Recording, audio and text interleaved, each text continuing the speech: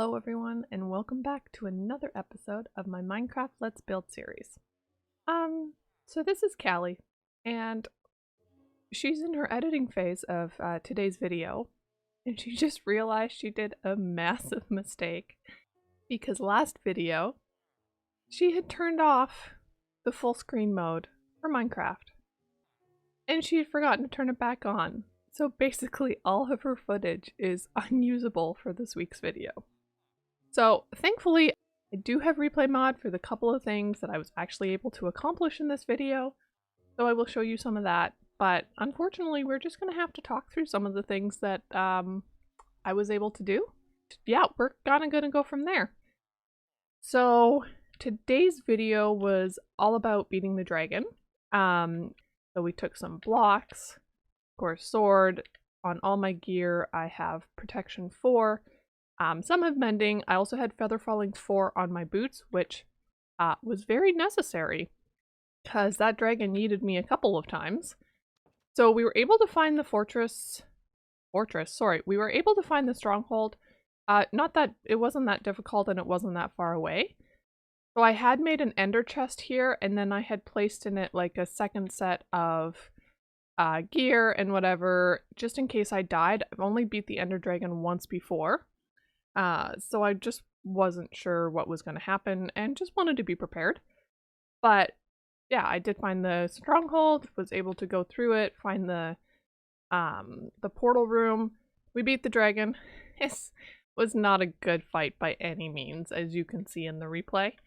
But yeah, we did. We beat the dragon. We got the dragon egg. And I also brought home, I think it's up here. I did bring home some dragon's breath.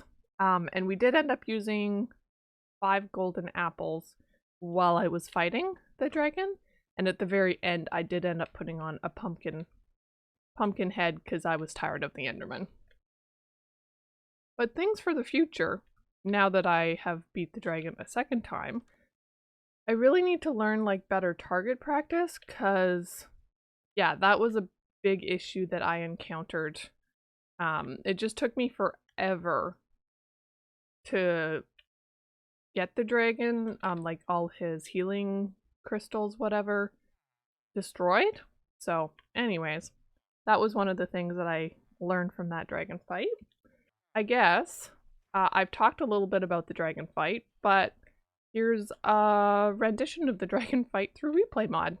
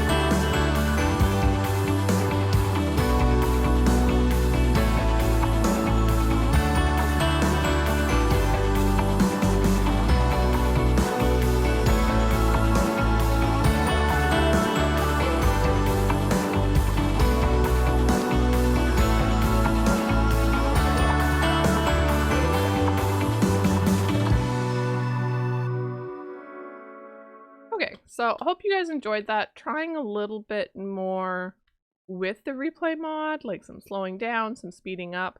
I'm still not great at it, but I just wanted to try some stuff new. So when we actually got back from the dragon fight, I got another villager in here because our pumpkin and melon farm is keeps overproducing. I mean, I have 3 levels and I only have 3 farmer villagers. This guy only trades melons, and these two trade both pumpkin and melons. So it's been really good for me to, yeah, be able to get rid of a bunch, because as you can see, I have so much and I still have like a second chest up at the top of the pumpkin and melon farm that I have to fill up because the one that's down there keeps overflowing. So yeah, and I still have like most of the levels from the dragon fight. I did use a couple up to try and get a better axe, but it just didn't work. So I'm just gonna try and get these villagers, my librarians, to actually give me some good trades. I still don't have efficiency, which is kind of annoying. When I was trying to get Prov 4, I got these 2 villagers in here, and like I traded with this guy. Well, I broke his block multiple times to try and get Prov 4 and he'd give me nothing. So I ended up bringing this guy in and he finally gave me Prov 3, and I was just like, this is taking forever, let's just do it. So I did him, and then sure enough, like 4 breaks of this guy's block later, he gave me Prov 4 for 1 emerald. This guy is protection 3 for 7 emeralds. I was like, are you kidding me? You know, if I had known that, I wouldn't have done this guy and gotten efficiency out of him.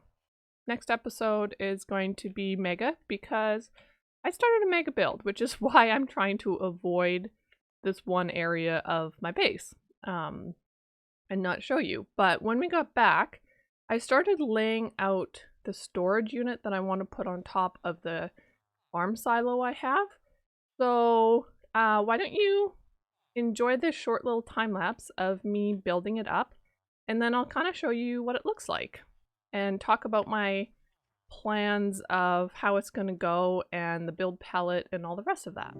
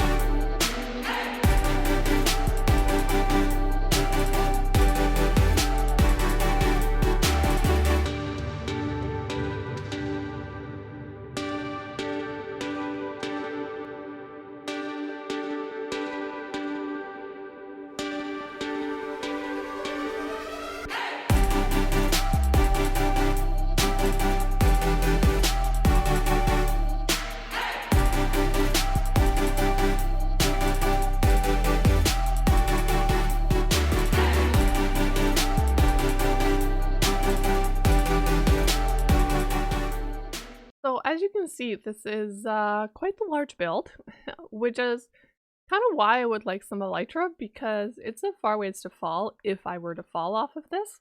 Thankfully, Feather Falling 4 would probably prevent me from doing too much damage. However, when I actually start building off of this, I will just put a temporary floor down bottom here, like just at this dirt level, just to ensure that, you know, I can fall from that height and probably sustain only a couple hearts damage, whereas if I fall all the way into the redstone, that's probably not a good idea. So I will be doing that. But let's just talk about this build for a second. It's a build based on like more elven design, I guess you could say. I looked up a concept art image and I found this, and I really thought it would, yeah, kind of be more of that mythical kind of fairy tale style that I've been trying to do around here. Not sure every build is like that, but it's what I've been trying.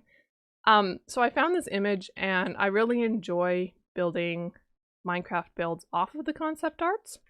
So yeah, so I thought let's try it.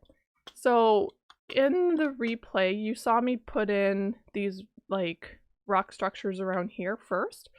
So what it's gonna be is, yeah, just kind of a rocky space around the entire build, a little out like that, and they'll raise up different levels.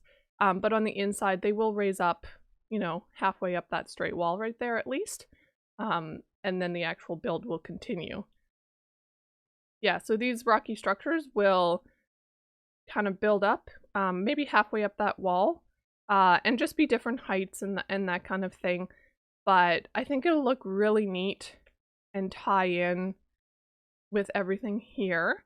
So there is glass on the inside of the build. So where these dirt structures, that would be like, yeah, that will change into a stone format type thing to hold up the building. And then on the inside of that, I would put the glass. Now, I was talking about it last night, or talking about it with my husband and thinking about it. And I think what would be really neat to do on the inside is to build a custom tree, maybe with some color and that kind of thing. And then around the outside, since I'll have like these stone structures coming up and have that space underneath, build it so the storage kind of recesses back into the walls. So you'll see the chests on the outside, or like on the inside of these walls, but you won't really be able to see the redstone and it won't really take up a lot of space, so that the vast majority of this center column can just be a massive custom tree. And then I'm going to try, and I don't exactly know the design or how I'm going to do it, but I'm going to try and put some beehives in here. I think that will look super cool. And I might have it automated as well, but just like small ones, like not like a massive automated bee farm, but maybe individual automated bee farms. I think Pearlescent Moon did something like that in her Empires for sure. I can't remember if she did it in Hermitcraft as well. So I was kind of thinking maybe something along that lines in here, but we'll see. We'll have to get to that point, because right now, obviously, I still need to build up the walls. So next episode, I'm definitely going to be working on building up these walls and getting the exterior terraforming done. And then we'll talk about, yeah, we'll start doing the interior and getting the storage unit, and all that sort of thing completed and done, because unfortunately, with how much time I'm spending working on this area, my pumpkin and melon farm keeps overflowing. I mean, it's one chest, so it keeps overflowing and I keep having to empty it. So let's talk about the build palette. I actually was playing around with this at the end of the recordings that I had done that I thought were all proper. And so I definitely want stone variants. Now, as you know, with a bunch of my other builds, I'm using a lot of the deep slate and kind of turquoise colors scheme in there. So I'm kind of thinking of going more that route to try and tie it in with those buildings. But I want more of a gradient, because I haven't really utilized a gradient within my builds yet. And part of it is just I haven't done a lot of it, so I'm not super confident with it. But part of it is just like I haven't really thought about doing that, but I've seen, like Grian starter house on Hermitcraft and that kind of stuff. Like it looks so cool with the gradients. So I was thinking I definitely wanted to this on the outside based on the concept art to have more of like a stone feel. So I'm thinking to start at the bottom with cobble deep slate and then go up into a little bit of cobblestone, and it wouldn't be, I don't think it'd be super a lot.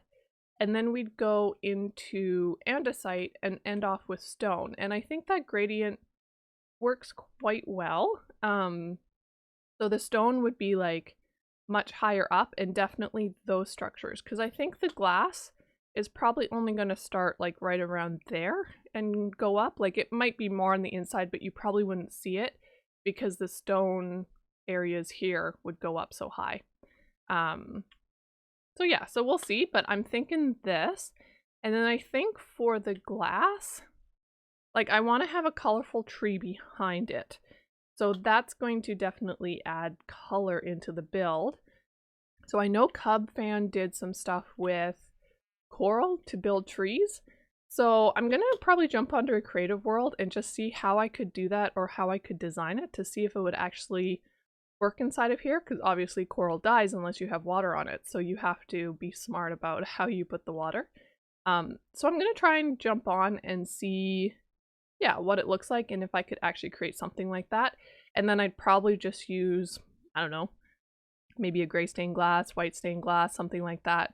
I don't think I just want clear glass. Like I think I want some type of tinted glass, except not tinted glass, like some type of colored glass around here, because I think it would just add a little bit more, yeah, color and beauty to the build, I guess you could say. I did try this one diagonal pole right here.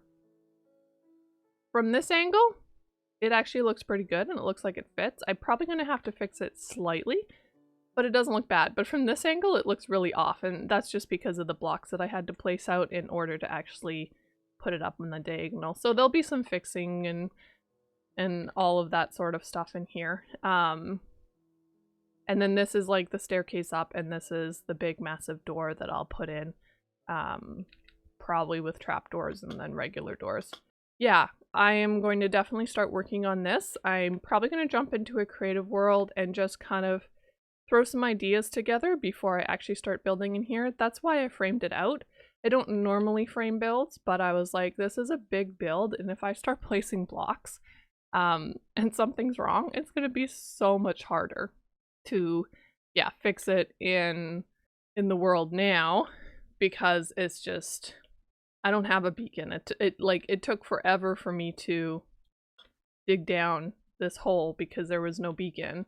And only one of my pickaxes actually have efficiency on it, or did when I started anyways. So yeah. So that's kind of what happened in this episode. Ooh, we got a villager trader over here. Is this one that I already seen? Let's go check it out. I mean, he doesn't have his llamas, so...